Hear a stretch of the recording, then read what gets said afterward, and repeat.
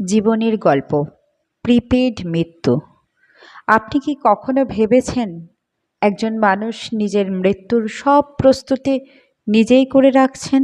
না, কারণ তার অনেক টাকা ছিল বলে নয়, বরং কারণ তিনি জানতেন তার চলে যাওয়ার পর তার জন্য সময় বের করার মতো কেউ হয়তো থাকবে না। আজকের জীবনের গল্পটি এমনই এক বৃদ্ধ বাবার গল্প।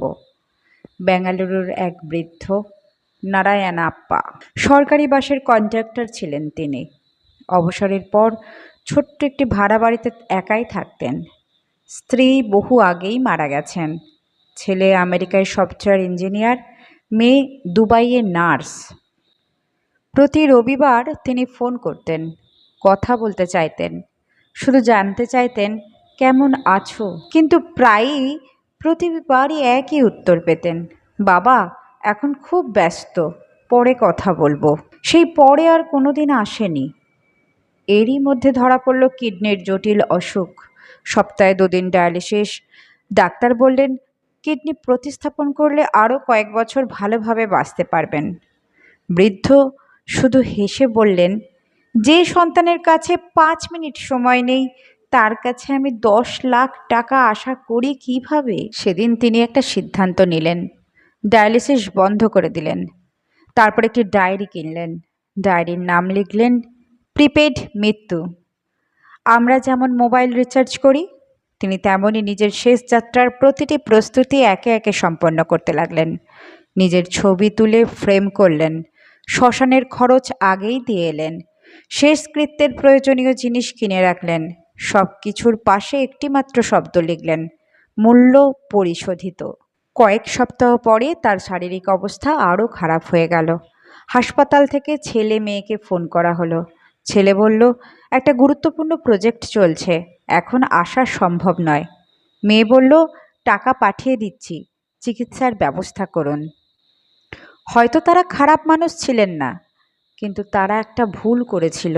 তারা ভেবেছিল টাকা সব অভাব পূরণ করে দিতে পারে, কিন্তু না।